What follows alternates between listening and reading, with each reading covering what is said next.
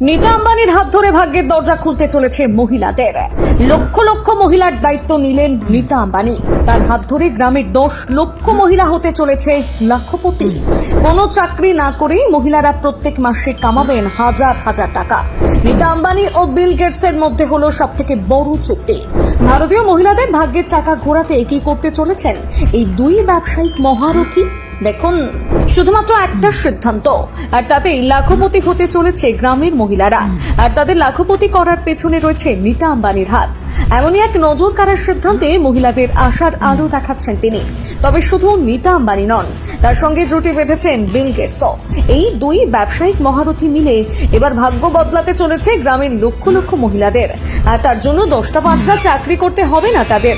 রিলায়েন্স ফাউন্ডেশনের অ্যাওয়ার্ড ফাংশনে এসে এমনই সিদ্ধান্তের কথা বললেন রিলায়েন্স ফাউন্ডেশনের chairperson Nita Ambani. Bill Gates এবং তিনি মিলে ভারতের 10 লক্ষ মহিলাকে সক্ষম বানানোর অঙ্গীকার করেছেন। আর এই কাজের জন্য মহিলাদের ইংরেজি জানতে হবে না, এমনকি তাদের কোনো ডিগ্রিও লাগবে না। মহিলারা অন্য কোথাও না গিয়ে সারাদিনের ঘরের সমস্ত কাজ সেরে তারপরে নীতা আম্বানি যে কাজ দেবেন সেটাকে করতে হবে। আর ঘরে বসে বসে মাসে 8,000 টাকা বেশি রোজগার করতে পারবেন মহিলা। এমনকি ভারতীয় মহিলারা প্রত্যেক বছর কমপক্ষে 1 লক্ষ টাকা উপার্জন করতে পারবেন। তিনি মনে করেন এখনকার মহিলারা যা চায় তাই করতে পারে, তাদের কখনো থামিয়ে রাখা যায় না। এমন কিছু নেই যেটা মহিলারা করতে পারে না। মহিলাদের কাছে কোনো কিছু অসম্ভব নয়, আর যেটা মহিলারা করতে পারে না সেটা কেউই করতে পারে না। সেই সঙ্গে নীতা আম্বানি বলেছেন, বিল অ্যান্ড মেলিন্ডা গেটস ফাউন্ডেশনের সাথে অংশীদারতে আমরা আগামী 3 বছরে ভারত জুড়ে 10 লক্ষ মহিলাকে শিক্ষিত হওয়ার ক্ষমতায়নের জন্য একটি বিশেষ উদ্যোগ চালু করেছি। এটি কৃষি এবং অন্য যে কোনো আয়বর্ধ কার্যকলাপে মহিলাদের সমর্থন এবং নিযুক্ত করবে। এটি তাদের কমপক্ষে 1 লক্ষ টাকা বার্ষিক আয় করতে সহায়তা করবে। সম্প্রতি মুম্বাইয়ে রোটারি ক্লাব অফ বোম্বে থেকে প্রতিষ্ঠিত সিটিজেন অফ মুম্বাই 2023-24 অ্যাওয়ার্ড পেয়েছেন নীতা আম্বানি।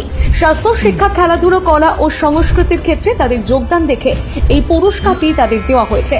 অন্যদিকে বিল গেটস বলেছেন যে গত 2 দশক ধরে গেটস ফাউন্ডেশন ভারতে কাজ করে চলেছে।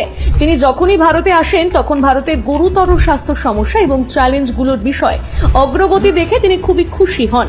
এমনকি সম্পদের অভাব সত্ত্বেও ভারত যেভাবে পোলিও নির্মূল করে দেশের শিশু মৃত্যুর হার ও দারিদ্রতা কমিয়েছে তা দেখে তিনি ভারতের প্রতি মুগ্ধ হন। এখন তারা 10 লক্ষ মহিলাকে সক্ষম করতে এবং তারাও যে রোজগার করে নিজের পায়ে দাঁড়াতে পারে তা বোঝানোর মাধ্যমে তাদের আকাঙ্ক্ষা পূরণ করতে সহায়তা করবে। রিলায়েন্স ফাউন্ডেশনের সাথে বিল গেটসের কাজ করার লক্ষ্য এই উদ্ভাবনকে সমর্থন করা। এছাড়াও তিনি ভারত এবং রিলায়েন্সের সাথে অংশীদারত্ব নিয়ে খুবই আশাবাদী। সারা বিশ্বের মধ্যে ভারতে সবথেকে বেশি মহিলা রয়েছে। রিপোর্ট অনুযায়ী জানা যাচ্ছে দেশে আজ পর্যন্ত 90% মহিলার কোনো রোজগার নেই।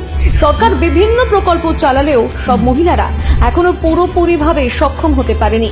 সেক্ষেত্রে নীতা আম্বানির এমন নজর কাড়ার সিদ্ধান্তের ঘোষণার পর থেকে তিনি যেমন সকলের কাছ থেকে প্রশংসিত হচ্ছেন, তেমনি ভারতীয় মহিলারা ও আর্থিক দিক থেকে অনেকটাই সক্ষম হবে বলেই মনে করা হচ্ছে।